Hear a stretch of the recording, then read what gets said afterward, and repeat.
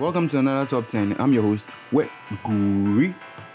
This time we'll be looking at a record-breaking Netflix Spanish original.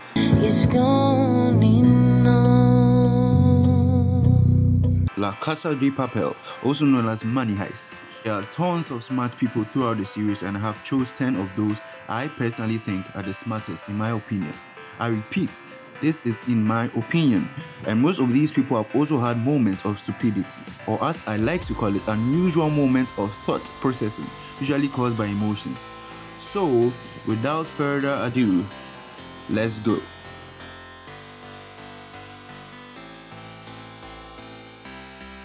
Masu, one of the new members of the resistance. He's definitely one of the most cool-headed amongst the lot, and that definitely helps him in decision making. He was tasked with protecting the new plan and the others. I think that's a perfect job for him. He knows over 7 languages. Even learning 3 foreign languages should be considered a feat. Some of these languages include French, Italian, Spanish, English, Serbian, Croatian, and Italian, and was also able to stage an accident perfectly. This fooled the whole police force and the government as a whole. Though this was probably done with the help of Professor, but still.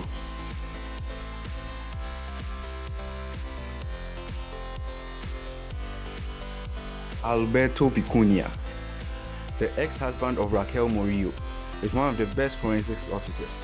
He is logically led to work on the clues collected as part of the robbery of the mint and sand factory. He is a man highly esteemed by his colleagues, and they also tag him as a genius at the forensics department despite his personality. Now don't forget to subscribe and give this video a like.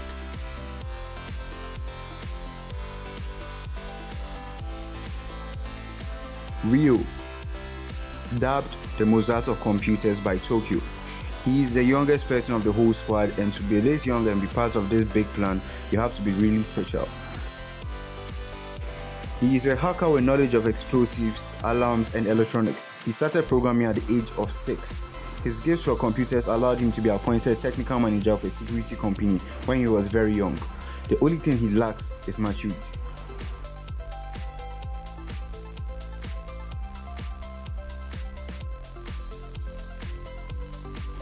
Gandia heads the security service of the Bank of Spain. He is responsible for ensuring the protection of the establishment and that of the governor, who is at its head. Efficient and cold, he's not one to negotiate. With a few men, he manages to intercept Nairobi and Tokyo in the bank and holds them cheek, ready to open fire. He was caught after a while, but when he escapes again after being handcuffed by dislocating his own thumb, he manages to kill Nairobi while keeping the whole Heist crew at bay by his strategies, tactics, and mind games. That's really impressive. Annoying, but impressive.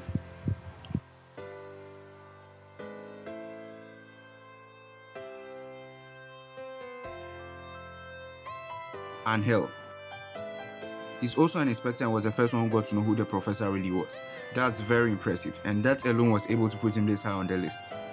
Though this was due to the fact that he didn't like Salva because of his relationship with Inspector Murillo, aka Lisbon. When he's not driven by emotion like everyone on this list, he's really level-headed and one of the smartest on the government side.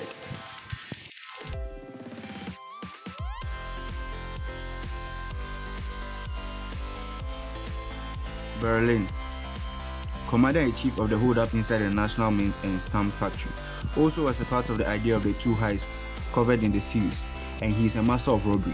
He's made 27 white glove robberies, that was jewels, auction houses, and vans. His greatest blow was on the Champs-Élysées, where he stole 434 diamonds. He can be cold, cynical, and obnoxious to anybody, but he has a loving side, though this behavior was probably due to the fact he knew he was going to die soon. This also helps him make some decisions which would be hard for any other person.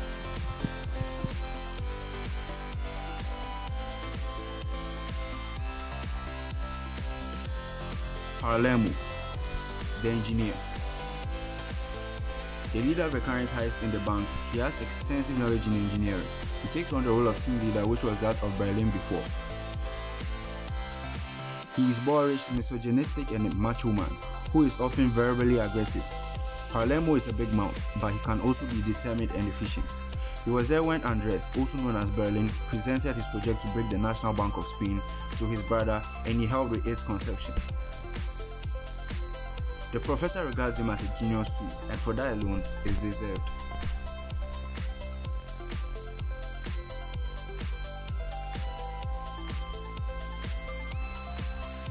Raquel Murray, also known as Lisbon, was a police inspector. She is also a negotiator, deemed the best. She is called upon to take charge of the robbery affair of the mint and stamp factory. Intelligent and thoughtful, Raquel rarely loses her composure. She has a great capacity for listening and analysis, which was essential in her profession. She's always following the rules, so made her predictable by the professor. When she met Salva, she had suspicion he was a professor, but her emotions got in the way. That's why she found out who he was at a later stage, and she always thinking outside of the box on several occasions. She managed to identify some of the squad for the heist as of the time she was an inspector. She also managed to keep the professor on the ropes and even captured him at some point, but as usual, because of emotions, it didn't last.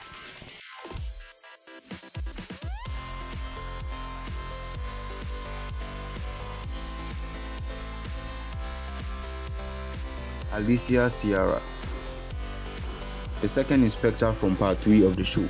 She went to police school with Raquel Murray. She oversees Rio's detention at a site outside of Spain. She is the one who takes charge of her interrogation in person, without any hesitation condoning to the use of even torture.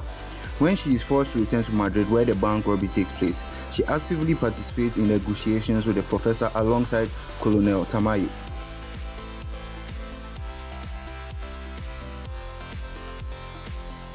Cold and Machiavellian, Alicia Sierra has no qualms and is ready to do anything to achieve her goals, even if that means bending or breaking the rules sometimes, but always gets what she wants.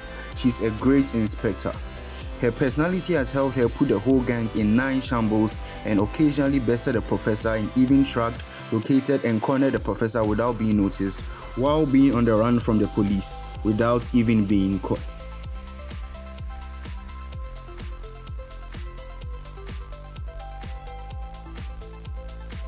Under normal circumstances, I wouldn't give my reasons for adding people to the honorable mentions part, but as a tribute, I would say something about Nairobi. She's been counterfeiting since 13 and is definitely one of the best in the game at this, and she really knows her numbers. Well, if you've been counterfeiting that long, of course you would. She's what a true feminist should be. And here I say, rest in peace, Nairobi.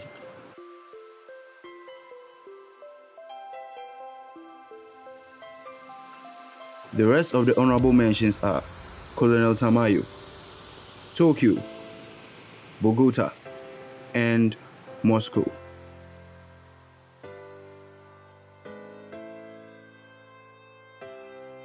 El Professor. I need not say so much about this guy, but I would. He has the cliché physique of the intellectual, and if we add his extreme politeness, we could catalog him more quickly in the case of the ideal son-in-law than in that of a thug leading a band of robbers armed to the teeth. And yet, it is he who is the brain of the whole operation. Extremely intelligent, erudite, observant, patient, and meticulous, the professor is a complex man who has been planning the breakage of the National Mint and Stamp Factory for several years. He studied all the details, he planned each step, he anticipated the possible reactions of the police, hostages, and even his acolytes, until developing a perfect plan. Or maybe not. Very calm, he never gives in to panic, well, until Berlin was sacrificing himself, or when he thought they were going to kill Raquel in part 3. He has a great capacity for analysis and is able to improvise to quickly adapt to any change in the situation. A bit idealistic, the professor intends to recover 2.4 billion euros without hurting anyone. To do this, he recruits and trains 8 individuals who have the skills he needs to achieve his breakage. He is the antithesis of any of the individuals that make up his band. He is of superior intelligence. He has planned for years down to the smallest detail of the 2 operations. He is certainly, and I'm sure everyone would agree with me, even if you don't agree with the rest, he is the smartest character in the series and arguably one of the smartest in fiction history. Please like and subscribe to the video if you would like to see more of this kind of content, and comment your suggestions for our next video. I would really appreciate that. Feel free to leave me a message on Facebook, Twitter and Instagram. My handles are in the description. Now, if you don't agree with my suggestions, you can leave who you think are the top 10. I would like to see yours.